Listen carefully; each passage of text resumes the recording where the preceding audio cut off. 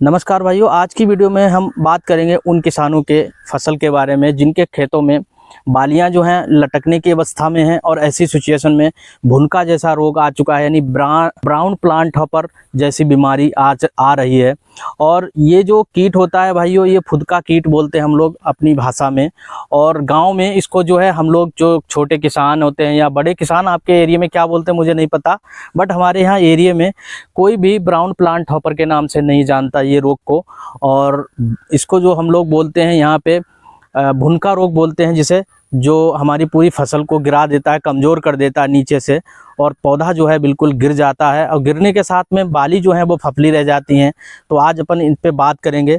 थोड़ा सा हम अपने खेत में आए हुए हैं 2 एकड़ के प्लॉट में। पिछली बार इसमें इमामेक्टिन और फिप्रोनिल का हमने स्प्रे करवाया था, तो आप लोगों ने देखा होगा कि खेत की कंडीशन कैसी है कैसी नहीं है। और जो है आज जब लगभग 10-12 दिन हो चुके हैं और इसमें फिप्रोनिल का स्प्रे हुआ था और साथ में इमामेक्टिन का, तो इसमें हमें ये चेक करना है इसमें किसी तरीके की कोई बीमारी तो नहीं है। और ख़ास तौर पे ये वीडियो बनाई भी गई है उन किसानों के लिए जिनके खेत में भुनका रोग आ चुका है और फसल हमारी लटकी हुई है, और उन किसानों के लिए भी बहुत ज़्यादा लाभदायक है जिनके खेत में नहीं आई है। तो आज मैं अपने वीडियो अपने खेत पे शूट कर रहा हूँ, अपने प्लॉट पे शूट कर रहा हूँ। किसी तरीके की मुझे कोई दिक्कत नहीं लग रही है। मैंने ऊंची जगह पे भी चेक किया भुनका रोग, और जहाँ पे पानी भरा हुआ है वहाँ पे भी चेक किया, तो पौधा जो है नीचे से बिल्कुल स्वस्थ है।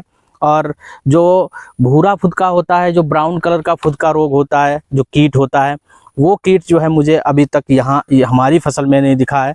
थोड़ा सा इसके बारे में हम जान लेते हैं, थोड़ा सा आप लोगों को बताते हैं कि ये कीट कैसे होता है और इसका क्या कलर होता है, उसके बारे में देखते हैं।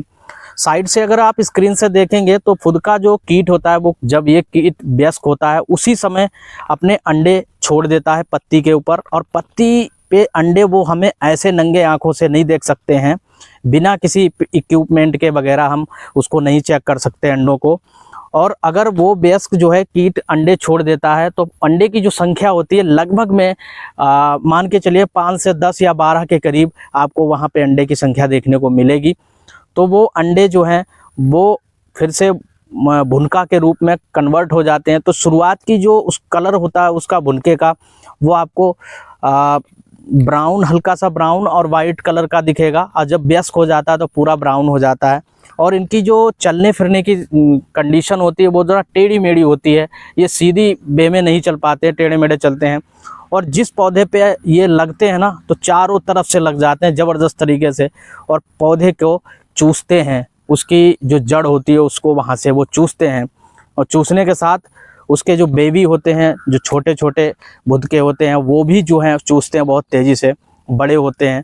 और इस तरीके से पूरी बीमारी हमारे खेत में फैल जाती है, और पौधा जो है नीचे से इतना कमज़ोर हो जाता है कि वो जो है गिर जाता है वज़न की वजह से। बालियों का वज़न बहुत होता है, इस वजह से गिर जाता है।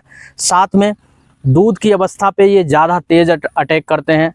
तो जब ये गिरने लगता है तो जो दाना बनने की कंडीशन होती है पौधे को, जिस समय न्यूट्रिशन की ज़रूरत होती है, पानी की ज़रूरत होती है, उस समय भुनका जो है वो रास्ते में ही रोक लेता है, सारे स्रोत बंद कर देता है, बाली तक नहीं पहुंचने देता है, और पौधा गिर जाता है। और इससे जो है हमारे धान की बालियां जो है फफली रह जाती हैं। तो जो कंडीशन होती है ना धान के वजन में, वो बहुत ज़्यादा फ़र्क पड़ता है, तो पूरी तरीके से नष्ट हो जाता है। ये ऐसा रोग होता है। इसको पहचानने का तरीका यही है, दूर से अगर आप देखेंगे तो पौधे आपको झुलसे दिखेंगे, आपको साइड से स्क्रीन पे दिख भी रहा होगा, और सूखे से पौधे दिखेंगे, ये इसकी खास पहचान है। भाइयों, इसको हम नियंत्रण कैसे कर सकते हैं उसके बारे में थोड़ा समझ लेते हैं।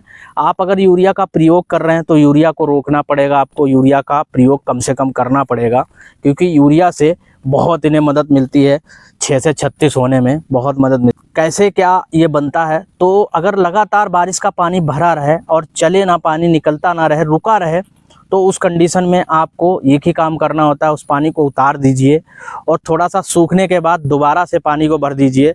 ये ध्यान रहे कि अगर बाली आपकी लटकी हुई है तो उस अवस्था में पानी आपके खेत में नहीं सूखना चाहिए, पानी भरा होना चाहिए, ताकि जो है पौधे को प्रोटेक्शन पूरा मिल सके। और अभी थोड़ा सा जैविक नियंत्रण के बारे में अगर हम बात करते हैं कि जैविक तरीके से अगर हमें रोकना है कि धान की फसल पे, हमारी बालियों पे कोई इसका फ़र्क ना पड़े। तो जैविक के इसमें नीम के जो तेल होता है उसका आप प्रयोग कर सकते हैं अच्छे से और स्प्रे कर सकते हैं, उससे भी आपको काफ़ी मदद मिलेगी। दूसरा जो रासायनिक तरीका होता है भाइयों, अगर हम रासायनिक रूप से अपने खेत में स्प्रे करते हैं और इंस्टेंट लाभ लेना चाहते हैं तो ऐसी सिचुएशन में बहुत सारी दवाइयाँ आती हैं।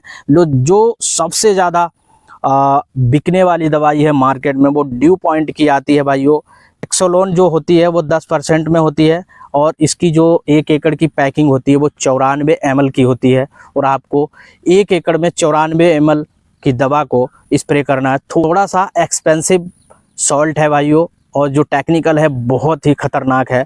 चाहे कहीं पे भी आप अगर स्प्रे कर देंगे और अगर जहाँ पे ये स्प्रे होगा जिस पौधे पे, तो पूरे पौधे में ये फैल जाता है, बहुत तेज़ी से फैलता है। तो भुनका आपकी जड़ में हो या ऊपर हो या बीच में कहीं पे भी हो, आपके पौधे में भुनका रोग नहीं दिखाई देगा, बिल्कुल जड़ से ख़त्म हो जाएगा। बहुत ज़बरदस्त दवाई है भाइयों। लेकिन अगर हम वहीं पे प्राइस की बात करते हैं, रेट की बात करते हैं, तो आपको 1600 रुपये एकड़ के हिसाब से ये पड़ती है मार्केट में। बाकी आप किसी अदर कंपनी का लेते हैं, टेक्निकल सेम लेते हैं, तो थोड़ा सा रेट इधर उधर हो जाएगा, लेकिन एक स्प्रे करने में ही बहुत अच्छा रिजल्ट मिलता है। तो ये है इसका बेहतरीन समीकरण। अगर आप अच्छे से इसको स्प्रे करते हैं, लागू करते हैं अपनी धान की फसल में, तो आपको रिजल्ट यकीनन अच्छा देखने को मिलेगा।